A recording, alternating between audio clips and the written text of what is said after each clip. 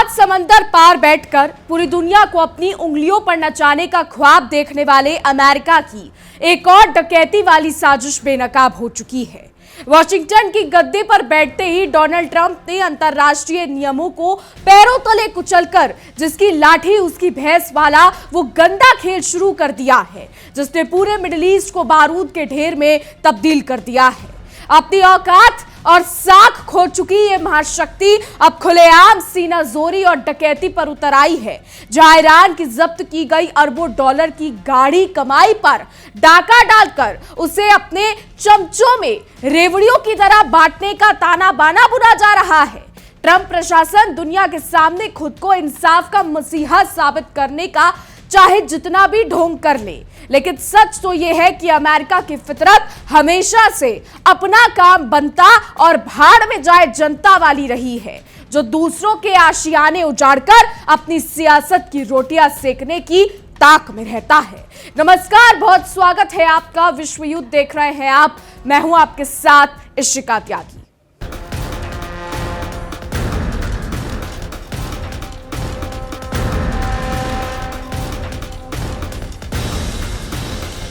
तो दुनिया के सबसे बड़े चौधरी बनने का ढोंग करने वाले अमेरिका की एक और काली करतूत सामने आई है, जिसने मिडिल ईस्ट के बारूद के ढेर पर माचिस की तिल्ली लगाने का काम किया है। वॉशिंगटन में बैठे सत्ता के ठेकेदारों की भूख इस कदर बढ़ चुकी है कि वो अब डकैती और सीना जोरी पर उतर आए हैं। डोनाल्ड ट्रंप प्रशासन दुनिया के सामने खुद को इंसाफ का देवता साबित करने की नाकाम कोशिश कर रहा है, लेकिन उसकी असलियत केवल दूसरों की जेब काटने वाली महाशक्ति बनकर रह गई है। ट्रंप की ये नई चाल अंतर्राष्ट्रीय नियमों को ताक पर रखकर दूसरों के आशियाने उजाड़ने की गंदी राजनीति का एक और जीता जागता सबूत है। कहते हैं कि उधार की हांडी कभी बीच चौराहे पर नहीं उबलती, लेकिन अमेरिका अपनी पुरानी आदत से मजबूर होकर ईरान की जब्त की गई दौलत पर डाका डालने का मन बना चुका है। वॉशिंगटन के बंद कमरों में एक ऐसी साजिश बुनी जा रही है जो खाड़ी देशों में शांति के बचे कुचे गुब्बारे की भी हवा निकाल देगी। अमेरिकी ट्रेजरी डिपार्टमेंट यानी वहां का वित्त मंत्रालय इन दिनों मुनीम की तरह खाता लेकर बैठा है और इस फिराक में है कि ईरान की पाई पाई पर कब्जा करके उसे अपने दोस्तों में कैसे बांटा जाए। ट्रंप की इस दादागिरी ने साफ कर दिया है कि अमेरिका के लिए किसी देश की संप्रभुता का कोई मोल नहीं है। इस पूरे तमाशे के सूत्रधार बने हैं अमेरिका के ट्रेजरी सेक्रेटरी स्कॉट बेसेंट, जो इन दिनों गीदड़ भभकी और कागजी जालसाजी के सबसे बड़े उस्ताद बनकर उभरे। बेसेंट ने अपने अधिकारियों को हुक्म सुनाया है कि वो खाड़ी देशों में ईरानी हमलों से हुए नुकसान की एक एक कौड़ी का हिसाब लगाए।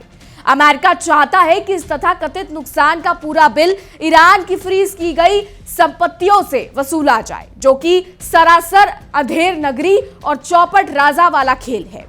दूसरों के फटे में पैर अड़ाना और फिर अपनी गलतियों का ठीकरा दूसरों के सिर फोड़ना तो खैर वॉशिंगटन की पुरानी फितरत रही है।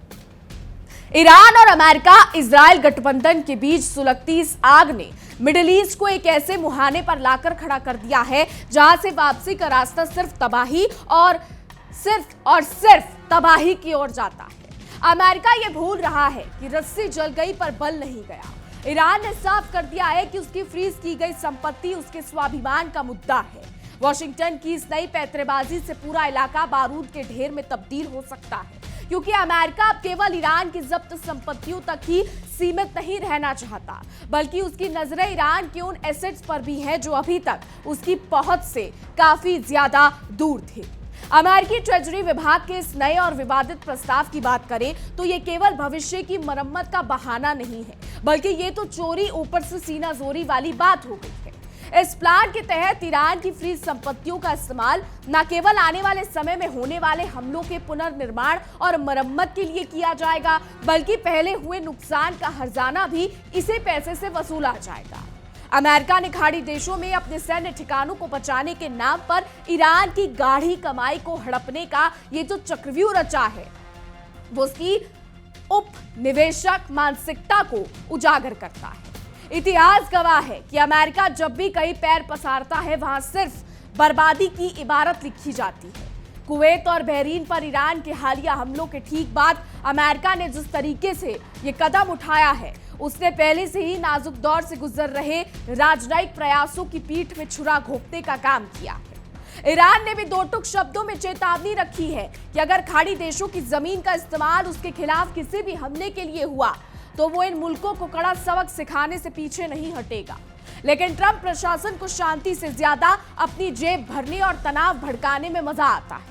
इस पूरे विवाद की सबसे बड़ी जड़ वो 24 अरब डॉलर की जब्त संपत्ति है, जो ईरान और अमेरिका के बीच समझौते की मेज पर सबसे बड़ा रोड़ा बनी हुई है। तेहरान ने साफ कर दिया है कि इस भारी भरकम रकम की रिहाई के बिना बातचीत की गाड़ी 1 इंच भी आगे नहीं बढ़ेगी। ईरान के सर्वोच्च नेता मुस्तफा खामनेई के खास सलाहकार मोहसिन रिजाई ने तो खुलेआम वॉशिंगटन को आईना दिखाते हुए कह दिया है कि अगर अमेरिका ईरान के पैसों को अपनी मुट्ठी से आजाद नहीं करता तो किसी भी समझौते की उम्मीद करना ख्याली पुलाव पकाने जैसा ही होगा। तो जब दो महाशक्तियां अपनी सनक पर अड़ जाएं, तो पड़ोसियों को बीच बचाव के लिए आगे आना ही पड़ता है। वॉशिंगटन और तेहरान के बीच इस समय पाकिस्तान जो है वो मुख्य मध्यस्थ की भूमिका निभाते हुए दोनों के बीच की गहरी खाई को मिटाने की दिन रात कोशिश कर रहा है। हाँ, वो अलग बात है, पाकिस्तान के खुद के मुद्दे सुलझते नहीं, लेकिन भीख के लिए पाकिस्तान कुछ भी करेगा। तो मतभेदों के इस पहाड़ को पिघालने के लिए पाकिस्तान के गृह मंत्री मोहसिन नकवी शनिवार को जल्दबाजी में तेहरान पहुंचे। ईरानी मीडिया की माने तो नकवी पाकिस्तान हुक्मरानों की तरफ से ईरान के सर्वोच्च नेता खामनेई के लिए एक बेहद अहम और संवेदनशील शांति संदेश लेकर आए हैं, ताकि मामले को शांत किया जा सके। लेकिन जमीनी हकीकत यह है कि अमेरिका की कथनी और करनी में आसमान और जमीन का फर्क है। कागज पर भले ईरान और अमेरिका के बीच युद्ध विराम की बातें हो रही, लेकिन हकीकत में हॉर्मुज में दोनों ओर से तस्वीरें जो है वो साफ दिखाई देती हैं, जो तलवारें खिंची हुई हैं वो साफ दिखाई देती हैं। कई मोर्चों पर सीधे सैन्य टकराव के कारण युद्ध विराम की धज्जियां उड़ चुकी है और इसे बनाए रखना अब लोहे के चने चबाने जैसा मुश्किल काम हो गया है। हॉर्मुज के आसपास के इलाकों में पिछले कुछ दिनों के भीतर दोनों पक्षों की ओर से हुई ताबड़तोड़ गोलाबारी ने यह साबित कर दिया है कि शांति की बातें सिर्फ एक छलावा है। तो बात करें अगर ईरान और अमेरिका के युद्ध की, तो ये दिन प्रतिदिन और भी ज्यादा घातक होता जा रहा है। रिपोर्ट्स दावा कर रही हैं कि ईरान के पाताल लोक में मिसाइलों का वो जखीरा है जो यूएस के मिडिल ईस्ट में जो बेसिस है उनको पूरी तरीके से तबाह करके रख देगा। लेकिन वहीं अमेरिका ने भी ईरान के उन द्वीपों पर हमला करना शुरू कर दिया है। ख्वार्ग द्वीप, हॉर्मुज द्वीप, इन पर हमले करना अमेरिका शुरू कर चुका है, जिससे ईरान को काफी ज्यादा नुकसान हो रहा है। पूरा मामला क्या है, विस्तार से और बेहतर तरीके से समझने के लिए चलते हैं मेरी सहयोगी नैना के पास और नैना से जान लेते हैं। देखिए,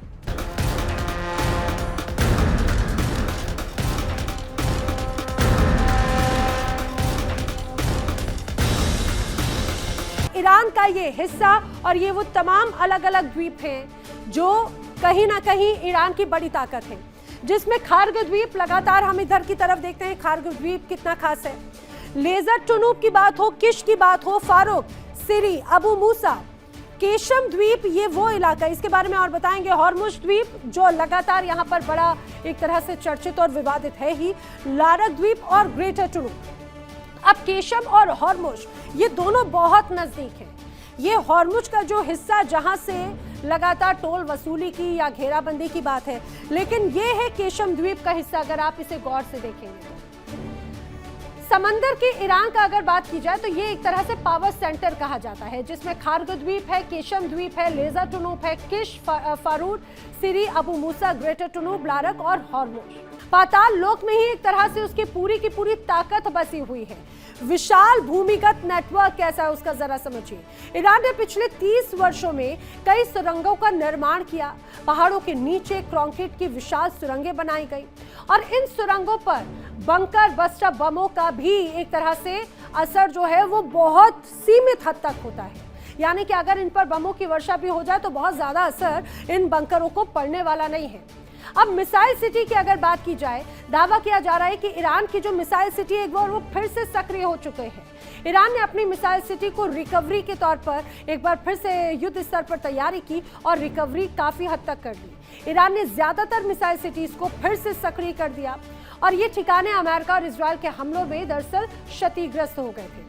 लेकिन दावा ये भी है कि जो हमले किए गए थे उन हमलों में मिसाइल सिटी का जो एंट्री गेट था, प्रवेश द्वार, वो क्षतिग्रस्त हो गए। पहाड़ों के अंदर मौजूद करीब 90% मिसाइल जखीरा अभी भी सुरक्षित बचा हुआ है। ईरान ने मलबे से 1000 से ज्यादा मिसाइलों को भी बाहर निकाल लिया, ये भी दावा है। अब दावा तो ये भी है कि मिसाइलों को लॉन्चर पैड से जोड़कर एक बार दोबारा सक्रिय भी ईरान कर चुका है और ये बड़ी चिंता इजराइल और अमेरिका की है। लेकिन ईरान बगैर रुके लगातार मिसाइल हमले करने में अब सक्षम है। उसके पास में इतनी मिसाइली ताकत है। जब तक सुरंगें और क्रू सुरक्षित हैं, दुश्मन के लिए जीत हासिल करना बहुत ज्यादा मुश्किल है। ईरान के पास में लंबे समय तक युद्ध लड़ने की क्षमता मौजूद है।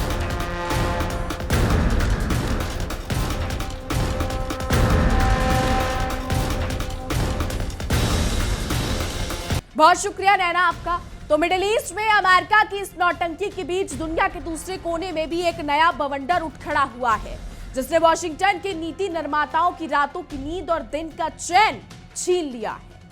बात कर रहे हैं उत्तर कोरिया की। उत्तर कोरिया के तानाशाह किम जोंग उन ने अपनी नौसेना को एक विशालकाय 10,000 टन का विध्वंसक यानी डिस्ट्रॉयर युद्धपोत बनाने का फरमान जारी कर दिया है। किम जोंग उन का ये नया दाव सीधे तौर पर अमेरिका और उसके जो देश है, उसके सहयोगी देश दक्षिण कोरिया के गाल पर एक करारा तमाचा है, जो लंबे समय से प्योंगयांग को अलग थलग करने की साजिशें रच रहे थे। उत्तर कोरिया का यह कदम कोई अचानक उठाया गया कदम नहीं है, बल्कि इसके पीछे एक बहुत बड़ी कूटनीतिक बिसात छिपी हुई है। किम जोंग उन ने यह आक्रामक आदेश चीनी राष्ट्रपति जिनपिंग के उत्तर कोरिया दौरे की ठीक पूर्व संध्या पर दिया है। इस कदम से वॉशिंगटन के गलियारों में हड़कंप मच गया है, क्योंकि अमेरिका को यह डर सता रहा है कि चीन और रूस मिलकर पिछले लंबे समय से उत्तर कोरिया को घातक मिलिट्री टेक्नोलॉजी और आधुनिक सैन्य संसाधन चोरी छिपे मुहैया करा रहे हैं, जिससे उत्तर कोरिया की ताकत अब आसमान छूने लगी है। उत्तर कोरिया के अगर तानाशाह की बात करें तो किम जोंग उन को लेकर अक्सर कई चीजें कही जाती हैं। रिपोर्ट्स ये दावा कर रही हैं कि किम जोंग उन की देखरेख में हुए नौसैनिक परीक्षण की तस्वीरें छापकर जो है वो दुनिया जो है वो हैरान है। मीडिया रिपोर्ट्स के मुताबिक तानाशाह ने उत्तर कोरियाई नौसेना को बेहद सख्त हिदायत दी है कि वो कॉर्ड डिस्ट्रॉयर और 5000 टन के एक अन्य शक्तिशाली युद्धपोत जो हॉर्न को बिना किसी देरी के जल्द से जल्द समुद्री सीमा पर तैनात करे। किम जोंग उन का यह आक्रामक तेवर अमेरिका की उस दादागिरी का जवाब है जो वो हमेशा से कोरियाई प्रदीप में दिखाता आया है। दक्षिण कोरिया के इंस्टीट्यूट फॉर नेशनल यूनिफिकेशन के सीनियर एनालिस्ट ये भी मानते हैं कि उत्तर कोरिया के इतिहास में यह पहली बार है जब उसने 10,000 टन के इतने बड़े डिस्ट्रॉयर को बनाने की योजना का सरेआम जिक्र किया है। बता दें, एक्सपर्ट्स ये कहते हैं कि किम जोंग उन सोमवार और मंगलवार को चीनी राष्ट्रपति जिनपिंग के ऐतिहासिक दौरे से ठीक पहले अपनी सैन्य ताकत की नुमाइश करके अमेरिका को यह संदेश देना चाहते हैं कि उन्हें डराने या दबाने की कोशिश करने वाले खुद अपने पैरों पर कुल्हाड़ी मारेंगे। किम जोंग उन ने अपने सैन्य कमांडरों के सामने साफ कहा है कि परमाणु युद्ध की विभीषिका को रोकने का एकमात्र तरीका यही है कि प्योंगयांग अपनी नौसैनिक क्षमताओं को इस हद तक बढ़ा ले कि दुश्मन कांपने लगे। उन्होंने जमीन, समुद्र और हवा तीनों ही मोर्चे पर ऐसी मजबूत और अभेद्य सैन्य दीवार खड़ी करने की जरूरत पर बल दिया है जिसे भेदना अमेरिका जैसी महाशक्ति के लिए भी नामुमकिन हो। उत्तर कोरिया की ये तैयारी सीधे तौर पर अमेरिकी चौधराहट को एक खुली और बड़ी चुनौती है। चीनी राष्ट्रपति जिनपिंग का ये उत्तर कोरिया दौरा बेहद खास और रणनीतिक माना जा रहा है, क्योंकि बीजिंग लगभग 7 साल के लंबे अंतराल के बाद अपने एकमात्र औपचारिक संधि सहयोगी प्योंगयांग के साथ रिश्तों की डोर को और अधिक मजबूत करने जा रहा है। चीन और उत्तर कोरिया की जुगलबंदी अमेरिका के उस मंसूबे को पूरी तरह मटियामेट करने वाली है जिसके तहत वो इस पूरे इलाके में अपनी नौसैनिक दादागिरी कायम रखना चाहता था। दोनों देशों का यह मिलन वॉशिंगटन के सीने पर सांप लौटने जैसा है। तो अपनी ताकत का लोहा मनवाने के लिए किम जोंग उन ने चीनी राष्ट्रपति के आने से पहले परमाणु सामग्री बनाने वाली एक नई और अत्याधुनिक फैक्ट्री का दौरा भी किया है। रिपोर्ट्स कह रही हैं इस दौरे के दौरान उन्होंने अधिकारियों को सख्त लहजे में निर्देश दिया कि उत्तर कोरिया के परमाणु हथियारों के भंडार का विस्तार इतनी तेजी से किया जाए कि दुश्मन को संभलने का मौका भी ना मिले। अमेरिका जो हमेशा दूसरों पर पाबंदियां लगाकर खुद को सुरक्षित समझता था, आज उत्तर कोरिया के इस परमाणु विस्तार के सामने पूरी तरीके से बेबस नजर आ रहा है। उत्तर कोरिया के इस पूरे घटनाक्रम में एक और दिलचस्प तस्वीर सामने आई है जिसने दुनिया का ध्यान अपनी ओर खींचा है। बता दें, किम जोंग उन जब युद्धपोतों और सैन्य कारखानों का मुआयना कर रहे थे तो उनके ठीक बगल में उनकी बेटी खड़ी दिखाई दी, जिसका नाम भी जो है वो अब सामने आ चुका है।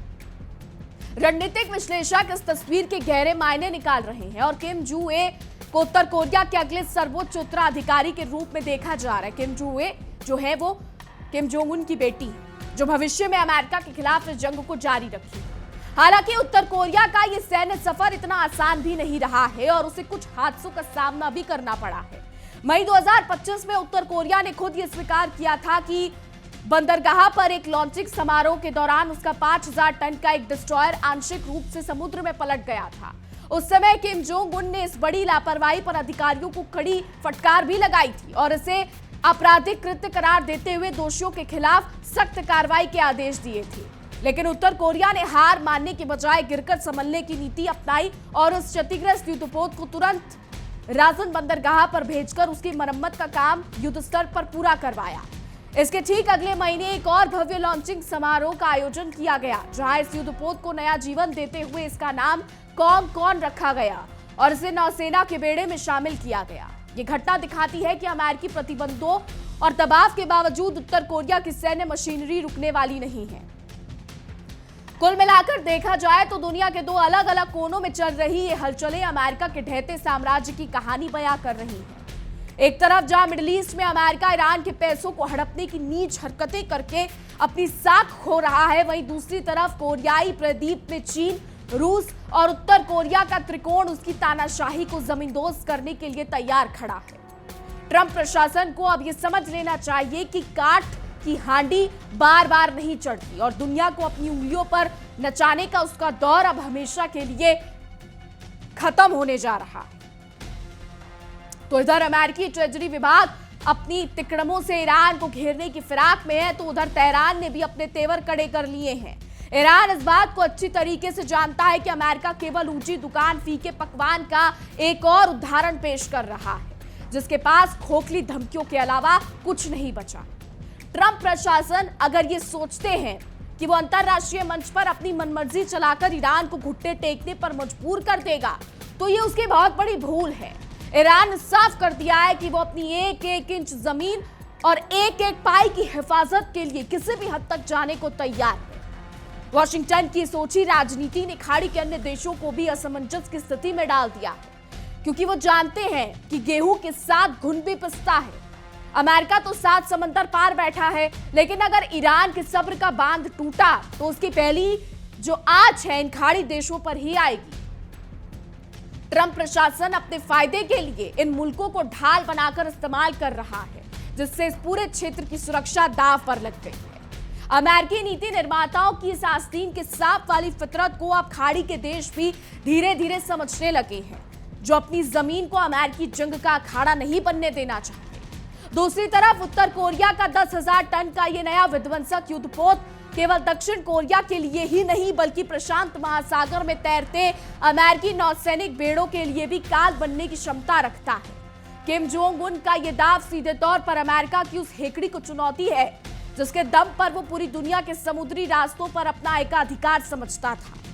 चीन और रूस के गुप्त समर्थन ने उत्तर कोरिया की पीठ पर जो हाथ रखा है, उसने वॉशिंगटन के रणनीतिकारों के होश उड़ा दिए हैं और अब वो इस त्रिकोणीय घेराबंदी से निकलने का रास्ता ढूंढ रहे हैं। तो इस पूरी भू राजनीतिक बिसात पर अगर नजर डालें तो साफ हो जाता है कि अमेरिका की बांटो और राज करो की नीति अब खुद उसी के गले की हड्डी बन चुकी है।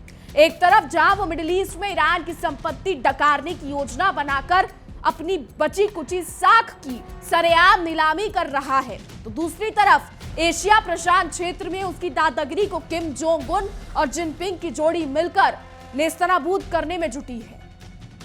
अमेरिका की हालत अब खिसियानी बिल्ली खंबा नोचे जैसी हो गई है, जो अपने नाकामी को छिपाने के लिए सिर्फ पाबंदियों और जब्ती का सहारा ले रहा है। सच्चाई तो यह है कि ट्रंप की नई नीतियां दुनिया को शांति की तरफ नहीं बल्कि एक भीषण विनाशकारी युद्ध की ओर धकेल रही है। अमेरिका अपनी ढलती हुई ताकत को बचाने के लिए छटपटा रहा है और इस छटपटाहट में वो कभी ईरान की दौलत पर डाका डालता है तो कभी उत्तर कोरिया की सीमाओं पर सैन्य अभ्यास की नौटंकी करता है। लेकिन अब दुनिया बदल चुकी है और वॉशिंगटन को यह हकीकत स्वीकार कर लेनी चाहिए कि 100 दिन चोर के तो एक दिन साहूकार का होता है।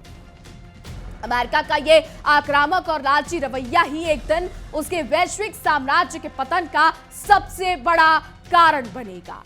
अब आने वाला समय बताएगा कि खाड़ी में क्या कुछ होता है। फिलहाल हमारी आज की रिपोर्ट में बस इतना ही। तमाम बड़ी खबरों के लिए देखते रहिए इंडिया डेली। देखिए इंडिया डेली 24/7 अब आपके स्मार्ट टीवी पर। इंडिया डेली मौजूद है सभी डिजिटल प्लेटफॉर्म पर लाइव और लगातार। इंडिया डेली 24/7 हर दिन राष्ट्र को समर्पित।